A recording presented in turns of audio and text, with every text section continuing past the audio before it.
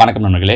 10ஆம் வகுப்பு கணித பாட புத்தகத்தில் 7வது யூனிட் அளவியல் மென்சுரேஷன் டாப்பிக்கில் அவங்க கேட்டிருக்கக்கூடிய சிந்தனை வினாக்களுக்கான விடைகளை இதுக்கு முன்னாடி நம்ம ஒரு வீடியோவில் பார்த்துருந்தோம். இப்போ இந்த வீடியோவில் என்ன பார்க்க போகிறோம் அப்படின்னு பார்த்தீங்கன்னா, அதே யூனிட்டில் அவங்க கேட்டிருக்கக்கூடிய முன்னேற்ற சோதனை வினாக்களுக்கு இதில் ஒரு 17-20 கொஷின்ஸ் இருக்குது. இதில் கண்டிப்பாக அந்த சிந்தனை வினாக்கள் டாபிக், இந்த முன்னேற்ற சோதனை அதில் ஒரு 17, இதில் ஒரு 20, இந்த 37 கொஷின்ஸ்லேருந்து கட்டாயமாக உங்களுக்கு அவங்க என்ன பண்ணுறாங்கன்னா, டிஎன்பிஎஸ்சி ஆனாலும் டிஆர்பி இல்லை டெட் ஆனாலும் அவங்க ஒரு கொஷின் நிச்சயமாக கேட்குறாங்க. ஸோ இது ரெண்டுமே ரொம்ப முக்கியமானது. இது சும்மா ஜஸ்ட்டு போகிறப்போ ஒரு வாட்டி இந்த வீடியோவை பார்த்துட்டு போயிட்டீங்க அப்படின்னா கூட இதுலேருந்து ஒரு கேள்வி கண்டிப்பாக அவங்க கேட்பாங்க. நான் என்ன எக்ஸாம் நடந்ததுக்கு அப்புறமா உங்களுக்கு ரெஃபரன்ஸ் அந்த ப்ரூஃபோடவே காட்டுறேன் பாருங்கள். நிச்சயமாக இங்கேருந்து ஒரு கொஷின் வரும். இதில் பாருங்கள், இந்த முன்னேற்ற சோதனையில் முதல் கேள்வி, ஒரு டேஷை அதன் டேஷை மையச்சாக கொண்டு சொல்கிறதன் மூலம் ஒரு திண்ம நேர்வட்ட உருளையை பெறலாம். இதில் அவங்க ஆப்ஷன்லாம் எதுவும் கொடுக்கல அப்படிங்கிறதால நான் இருக்கிற கொஷினை ஜஸ்ட்டு அப்படியே எடுத்திருக்கேன்.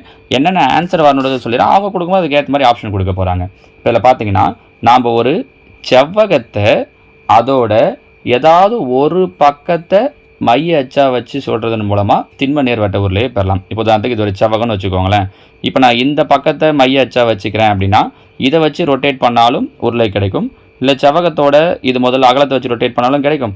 நீளத்தை வச்சு ரொட்டேட் பண்ணாலும் என்ன கிடைக்கும் அப்படின்னா ஒரு உருளை கிடைக்கும். ஸோ ஆன்சர் கொடுக்கும்போது ஒருவேளை இந்த கொஸ்டின் அப்படியே கேட்குறாங்க அப்படின்னா அந்த ஃபஸ்ட்டு டேஷுக்கு செவ்வகம் தான் கன்ஃபார்மாக. எதை மைய அச்சாக அப்படின்னா அதோட ஒரு பக்கத்தை, அந்த ஒரு பக்கத்தைன்றது அவங்க என்னென்னு கொடுக்கலாம்னா நீளம் அல்லது அகலம்னு கொடுக்கலாம். இதே மாதிரியான ஒரு கொஸ்டினை பின்னாடி கூம்புக்கும் பார்க்க போகிறோம், ஞாபகம் வச்சுக்கோங்க, சரிங்களா? ஸோ உருளைக்குன்னு வரும்போது செவ்வகத்தோட ஏதாவது ஒரு பக்கத்தை அச்சா வச்சு சொல்கிறோம் அப்படின்னா உருளை கிடைக்கும். அடுத்ததாக, ஒரு நேர்வட்ட உருளையின் அச்சு அதன் விட்டத்துக்கு செங்குத்தாக அமையும். எப்படி இருக்கும் அப்படின்னா செங்குத்தாக, பர்பெண்டிகுலர், இங்கிலீஷில் சொல்லும்போது பர்பெண்டிகுலர் அப்படின்னு சொல்லுவாங்க, சரிங்களா? ஸோ செங்குத்தாக அமையும். மூணாவது கேள்வி, ஒரு நேர்வட்ட உருளையின் மொத்த புறப்பரப்பு மற்றும் வலைபரப்புக்கு இடையே உள்ள வித்தியாசம். நம்ம ஏற்கனவே ஃபார்முலாவுக்கு வீடியோ போட்டிருக்கோம், கரெக்டாக? வலைபரப்பு, மொத்த புறப்பரப்பு, கன அளவுக்குலாம் அதில் இருந்தால் இந்த கேள்வி கேட்டிருக்காங்க பாருங்கள். மொத்த புறப்பரப்புக்கான ஃபார்முலா 2πr × h+r, வலைபரப்புக்கு 2πrh, ரெண்டுத்துக்கும் வித்தியாசம் அப்படிங்கிறதால மைனஸ் பண்ணுறோம். இப்போ இந்த பாருங்கள், இந்த 2πr உள்ளே கொடுத்தோன்னா 2πrh + 2πr² கிடைக்கும். 2πrh + 2πr² கிடைக்கும். இது இல்லாமல் என்ன இருக்குது அப்படின்னா ஒரு -2πrh இருக்குது. ஸோ +2πrh -2πrh கேன்சல் ஆகிடுச்சுன்னா ஆன்சர் 2πr² அப்படிங்கிறது தான் ஆன்சர். ஒன்று ஆன்சரை இப்படியே கொடுக்கலாம் 2πr², இல்லாட்டி என்ன பண்ணலான்னா வட்டத்தின் பரப்பளவிற்கு 2 மடங்குன்னு கொடுக்கலாம். ஸோ அந்த மாதிரியும் கொடுப்பாங்கம்மா, வட்டத்தின் பரப்பளவிற்கு 2 மடங்குன்னு. ஏன்னா முன்னாடி இது எல்லாத்துலேருந்துமே அவங்க ஒரு கொஸ்டின் கேட்டிருக்காங்க இந்த முன்னேற்ற சோதனை சிந்தனை வினாக்கள் இருந்தும். அப்படி கேட்கும்போதெல்லாம் வார்த்தைகளில் சில வித்தியாசங்கள் மட்டும் வைக்கிறாங்க. அதனால தான் அவங்க எப்படிலாம் கேட்பாங்கன்றதையும் நான் சொல்கிறேன், சரியா?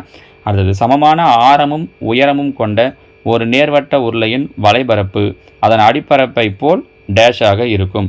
உருளையினுடைய வலைபரப்புக்கான ஃபார்முலா 2πrh, கரெக்டாக? அவங்க ஆரமும் உயரமும் சமம்னு சொல்லிட்டாங்க. அப்போ உயரத்துக்கு நம்ம என்னென்ன எடுத்துக்கலாம்னா ஆர்னே எடுத்துக்கலாம். அப்போ என்ன கிடைக்கும்? 2πr² கிடைக்கும். அடிப்பரப்பை போல, அடிப்பரப்பு அப்படிங்கிறது வட்டம், அடிப்பக்கத்தினுடைய பரப்புன்னா அப்போ வட்டத்தின் பரப்பளவு πr².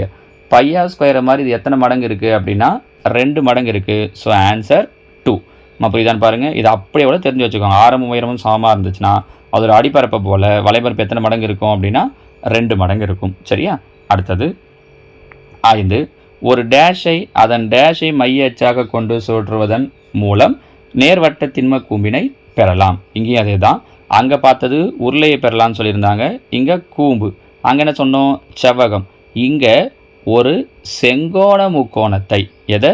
செங்கோண முக்கோணத்தை தான். மற்ற எந்த முக்கோணத்தை சுழற்றுனீங்க அப்படின்னாலும் உங்களுக்கு என்ன கிடைக்காதுன்னா கூம்பு கிடைக்காது. செங்கோண முக்கோணத்தை அதோட செங்கோணத்தை தாங்கக்கூடிய பக்கத்தை, எதை? செங்கோணத்தை தாங்கும் பக்கத்தை மைய அச்சாக கொண்டு, இது செங்கோணம். இந்த அச்சை பிடிச்சி சுற்றினீங்க அப்படின்னாலும் கூம்பு கிடைக்கும், இந்த அச்சை பிடிச்சி சுற்றினீங்கனாலும் கூம்பு கிடைக்கும். ஆனால் இது கர்ணத்தை பிடிச்சி சுற்றினா என்ன கிடைக்காதுன்னா கூம்பு கிடைக்காது. அதனால தான் அந்த செங்கோணத்தை தாங்கும் பக்கங்களை அப்படின்னு சொல்லியிருக்கோம், சரிங்களா? அடுத்து 6வது, ஒரு நேர்வட்ட கூம்பின் அச்சு அதன் விட்டத்திற்கு டேஷாக அமையும். ஏற்கனவே உருளைக்கு சொல்லும்போது என்ன சொன்னோம்? விட்டத்துக்கு எப்படி இருக்குன்னு சொன்னோம்? செங்குத்தாக. அதே தான் இங்கேயும். அந்த நேர்வட்ட கூம்போட அச்சும் அதோட விட்டத்துக்கு எப்படி தான் இருக்கும் அப்படின்னா இதான் விட்டம்ங்கிறது. இப்போ இது ஒரு கூம்பு அப்படின்னு வச்சுக்கோங்களேன், இது ஆரம் இல்லை விட்டம். இதுக்கு அதோட அச்சு எப்படி இருக்கும்னா செங்குத்தாக தான் இருக்கும், சரிங்களா? 7, ஒரு கூம்பின் வலைபரப்பு மற்றும் மொத்த புறப்பரப்பு ஆகியவற்றின் வித்தியாசம். கூம்போட வலைபரப்புக்கும் மொத்த புறப்பரப்புக்கும் வித்தியாசம் கேட்குறாங்க. ஆக்சுவலாக கொஸ்டின் மாற்றி வரணும், மொத்த புறப்பரப்புக்கும் வலைப்பரப்புக்குன்ட்டு. இல்லாட்டி ஆன்சர் மைனஸில் வரும். ஜென்ரலாக வித்தியாசம் போது அப்படி வேணால் பண்ணலாம். கூம்பினுடைய மொத்த புறப்பரப்புக்கான ஃபார்முலா பார்த்தீங்க அப்படின்னா πr into L plus R. அதோட வலைபரப்புக்கு பார்த்தீங்க அப்படின்னா πr/l மைனஸ் பண்ணுறோம். உள்ளே கொடுக்கும்போது இந்த πrl இந்த πrl கேன்சல் ஆகிடும். πr இங்கே உள்ளே கொடுக்குறீங்கன்னா πr² கிடைக்கும். அப்போது இதோட வித்தியாசம் πr². ஏற்கனவே இதே மாதிரி உருளையுடைய மொத்த புறப்பரப்புக்கும் வலைபரப்புக்கும் வித்தியாசம் பார்த்தோம் பாருங்கள். சரியா? அடுத்ததாக அங்கே என்ன வந்துச்சு ஞாபகம் இருக்கா? உருளையினுடைய வலைபரப்புக்கும் மொத்த புறப்பரப்புக்கும் 2πr² வந்துச்சு. கரெக்டாக? இங்கே பாருங்கள், இதே இதுவை உருளைக்கு கேட்குறாங்க அப்படின்னா ஆன்சர் 2πr². கூம்புக்கு கேட்குறாங்க அப்படின்னா πr². சரிங்களா?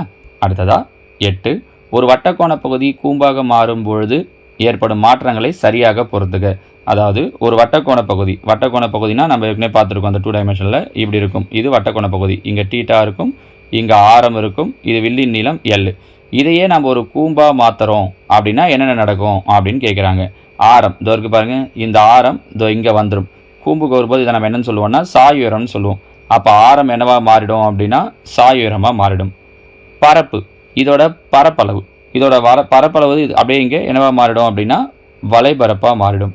வில்லின் நீளம் இதோ இருக்குது பாருங்கள், இந்த வில்லு இதுதான் இங்கே கீழே இந்த பக்கமாக வந்துடும். அதாவது அதனோட அடிப்புற சுற்றளவாக மாறிடும். பொறுத்துக்கலாம் அப்படியே கொடுக்கலாம். இதை கொடுத்துட்டு ஏபிசின்னு கொடுத்துட்டு ஏவுக்கு 1 பிக்கு 2 அந்த மாதிரி கொடுக்கலாம் பாருங்கள். சரியா? அடுத்த 9, கோலத்தின் ஒவ்வொரு தள குறுக்கு வெட்டும் ஒரு டேஷ் ஆகும். என்னவா இருக்கும் அப்படின்னா வட்டமாக இருக்கும். கோலத்தை நீங்கள் கட் பண்ணி எடுக்கிறீங்க, இப்படி ஒரு கோலம் இருக்குது, இதில் நம்ம ஒரு தலைவெட்டாக கட் பண்ணி எடுக்கிறோன்னா அந்த ஷேப் நமக்கு என்ன கிடைக்கும் அப்படின்னா வட்ட வடிவத்தில் கிடைக்கும். ஸோ ஆன்சர் வட்டம். அடுத்தது, மீப்பெரு வட்டத்தின் மையப்புள்ளி கோலத்தின் டேஷ் ஆகும். இப்படி ஒரு கோலம் இருக்குது. மீப்பெரு வட்டங்கிறது சென்டர்லேருந்து கட் பண்ணி எடுக்கிறது.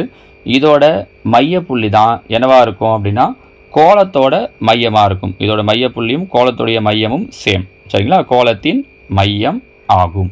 அடுத்தது 11, ஒரு அரைக்கோளத்தின் மொத்த புறப்பரப்பிற்கும் வலைபரப்பிற்கும் இடையேயான வித்தியாசம். இதோட 3வது கேள்வி பார்க்குறோம் பாருங்கள். இதே மாதிரி அப்போ அரைக்கோளத்தினுடைய மொத்த புறப்பரப்புக்கு ஃபார்முலா தெரியணும். அரைக்கோளத்தினுடைய மொத்த புறப்பரப்புக்கான ஃபார்முலா 3πr², வலைபரப்புக்கான ஃபார்முலா 2πr².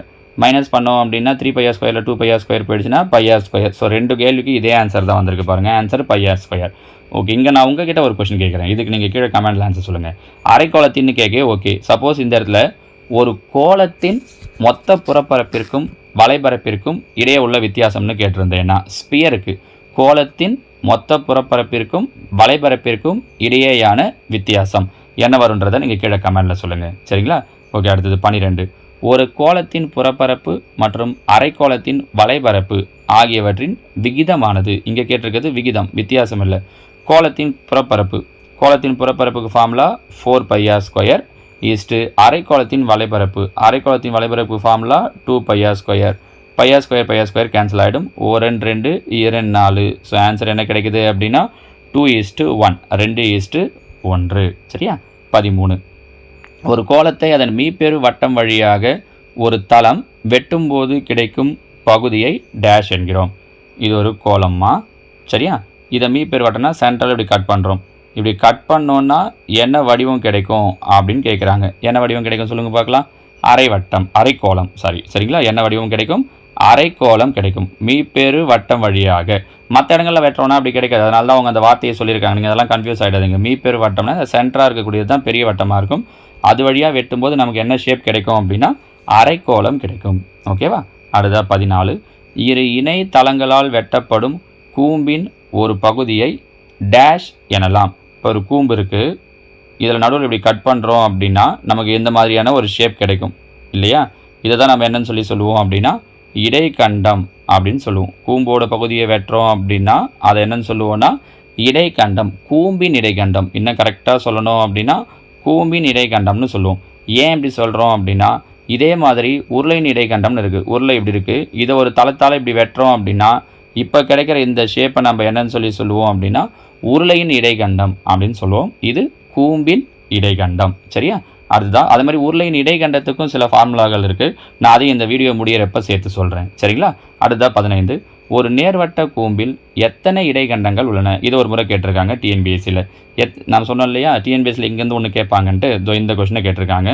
ஒரு கூம்போட நேர்வட்ட கூம்பில் எண்ணற்ற இடைக்கண்டங்கள் உள்ளன. இப்போது கூம்பு இப்படி இருக்குது, இங்கே கட் பண்ணுறோம் அப்படின்னா இது வரைக்கும் ஒரு இடைக்கண்டம் கிடைக்கும். இங்கே கட் பண்ணுறோம் அப்படின்னா இங்கேருந்து இது வரைக்கும் ஒரு இடைக்கண்டம். அந்த மாதிரி நீங்கள் எத்தனை வேணாலும் கட் பண்ணலாம் இல்லையா? ஸோ ஒரு கூம்பில் எத்தனை இடைக்கண்டங்கள் இருக்குது அப்படின்னா எண்ணற்ற இடைக்கண்டங்கள் உள்ளன. 16. ஒரு கூம்பின் கன அளவு என்பது அதன் அடிப்புற பரப்பு மற்றும் டேஷின் பெருக்கல்பலன் ஆகும். கூம்பின் கன அளவுக்கு என்ன ஃபார்முலா? 1/3 πr²h. அவங்க என்ன கொடுத்துருக்காங்க? அடிப்புற பரப்புனா πr². அதை விட்டுருங்க. இது கூட வேறு எதை பெருக்குனா கிடைக்குது? 1/3h. அப்போ ஆன்சர் கொடுக்கும்போது அவங்க என்னென்னு கொடுக்கலாம் அப்படின்னா உயரத்தின் 1/3 பங்கு. கரெக்டானு பாருங்கள். h/3ன்னு கொடுத்தாலும் கரெக்டு, 1/3hன்னு கொடுத்தாலும் கரெக்டு, இல்லைனா உயரத்தின் 1/3 பங்கு அப்படின்னு கொடுப்பாங்க. பெரும்பாலும் இந்த வார்த்தையை கொடுக்கறதுக்கு வாய்ப்பு இருக்குது. அதன் உயரத்தில் 1/3 பங்கு அதனுடைய பெருக்கல் பலனுக்கு சமம். சரிங்களா? அடுத்ததாக 17. ஒரு கூம்பின் ஆரம் 2 மடங்கு ஆனால் அதன் கன அளவு டேஷ் மடங்கு ஆகும். கூம்பின் கன அளவுக்கு என்ன ஃபார்முலா? 1/3 πr²h. ஆரம் 2 மடங்கு ஆகுது. அப்போ ஸ்கொயர் இருக்கிறதால 2 ஸ்கொயர் பண்ணணும். 2 மடங்குன்றதால 2 ஸ்கொயர் பண்ணால் 4.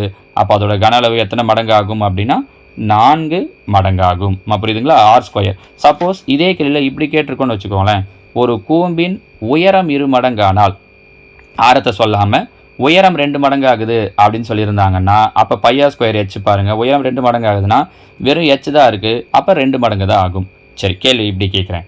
ஆரமும் 2 மடங்கு ஆகுது, உயரமும் 2 மடங்கு ஆகுது. அப்போ கன அளவு என்னவாகும்? ஆரம் 2 மடங்குன்னா 2 ஸ்கொயர் 4, உயரம் ஒரு 2 மடங்கு 8. அப்போது எத்தனை மடங்கு ஆகும்னா 8 மடங்கு ஆகும். ஞாபகம் வச்சுக்கோங்க, இந்த ஐடியா தான் முக்கியம், ஆன்சரை மெமரி பண்ணுறது கிடையாது. சரிங்களா?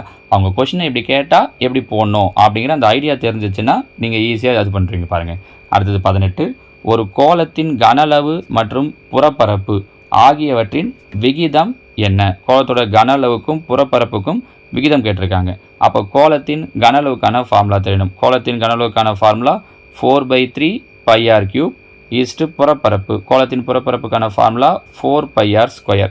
4π கேன்சல் ஆகிடும். r³ ஒரு r², அங்கே ஒரு r² கேன்சல் ஆகிடும். மீதி இந்த பக்கம் r/3 இருக்கும். அந்த இடத்துல என்ன இருக்கும் அப்படின்னா எல்லாமே கேன்சல் ஆகிட்டு 1ன்னு இருக்கும். பையில் இருக்கிற 3 அந்த பக்கம் போயிடுச்சு அப்படின்னா r/3. So answer r/3. ஞாபகம் வச்சுக்கோங்க. சரிங்களா? அடுத்ததாக 19. ஒரு அரைக்கோளத்தின் உயரம் மற்றும் ஆரத்திற்கு இடையேயுள்ள தொடர்பு. பாருங்கள், இது ஒரு அரைக்கோளம், இதோட ஆரம் இதோட உயரம்னு எடுத்தாலும் இதுதான். அப்போ ரெண்டு எப்படி இருக்கும்னா சமமாக இருக்கும். தொடர்பு சமம்னு கொடுக்கலாம். இல்லை என்னென்ன வாய்ப்புகள்லாம் இருக்குது அப்படின்னா உயரமும் ஆரமும் சமம் அப்படின்னு சொல்லலாம், இல்லை 1:1 அப்படின்னு கூட சொல்லலாம். ஏன்னா தொடர்பு அப்படின்னும் போது விகிதத்தில் சொல்கிறதுனாலும் தொடர்பு தான். ஸோ 1:1ன்னு சொல்லலாம், இல்லை சமம் அப்படின்னு சொல்லலாம். சரிங்களா? ஆரமும் உயரமும் அரைக்கோளத்தில் சமம். ஞாபகம் வச்சுக்கோங்க. சரி, ஒரு முழு கோளத்தில் ஆரமும் உயரம் எப்படி இருக்கும்? ஒரு முழு கோளமில் இது ஆரம், இது ஃபுல்லாக உயரம்னு வந்துடும். அப்போ உயரம் ஆரத்தோட டபுள் மடங்காக இருக்கும், விட்டத்துக்கு சமமாக இருக்கும். ஞாபகம் வச்சுக்கோங்க. சரியா? அவங்க கேட்குறாங்கன்னா இந்த கொஸ்டின் தான் நேரடியாக கேட்பாங்க. அடுத்தது, ஒரு கோளத்தின் கனளவு என்பது அதன் புறப்பரப்பு மற்றும் டேஷின் பெருக்கற்பலன் ஆகும். கோளத்தோட கனளவுக்கான ஃபார்முலா 4/3 πr³. கோளத்தோட புறப்பரப்புக்கு நமக்கு ஃபார்முலா தெரியும். கோளத்தோட புறப்பரப்புக்கான ஃபார்முலா 4πr². அப்போ இந்த கனளவில் 4πr² விட்டுட்டோன்னா மீதி இருக்கிறது தான் ஆன்சர். பாருங்கள், 4 விட்டுறோம், பை விட்டுறோம், r³ ஒரு r² விட்டுறோம். பேலன்ஸ் என்ன இருக்கும்? மேலே ஒரு r இருக்கும், பையில் ஒரு 3 இருக்கும். அப்போது புறப்பரப்பு மற்றும் எதனுடைய பெருக்கல் பலனுக்கு சமம்னா r/3 பெருக்கல் பலனுக்கு சமம். ஒன்று ஆன்சர் r/3ன்னு கொடுக்கலாம், இல்லை அப்படின்னா என்ன கொடுக்கலாம்னா ஆரத்தின் 1/3 மடங்குன்னு கொடுக்கலாம். உங்களுக்கு ஆப்ஷனில் கொடுக்கும்போது எப்படி கொடுத்தாலும் சரி தான். ஆரத்தின் 3 மடங்குன்னு பார்த்து ஆன்சரை போட்டு போகிறீங்க. பையில் 3 இருக்குது, அப்போ ஆரத்தின் 1/3 மடங்கு அப்படி கொடுத்தாலும் சரி தான், r/3 அப்படின்னு கொடுத்தாலும் சரி தான். சரிங்களாம்மா? இதில் பாருங்கள், இந்த உங்களுக்கு தெரியுமான்ற டாப்பிக்கில் இந்த உருளையினுடைய இடைக்கணத்தை வச்சு சொல்கிறாங்க. ஒரு உருளையை நடுவில் ஒரு தளம் வந்து கட் பண்ணுது அப்படின்னா அந்த வடிவத்தை தான் நம்ம என்னன்னு சொல்லுவோம்னா உருளையின் இடைக்கண்டம்னு சொல்லுவோம்.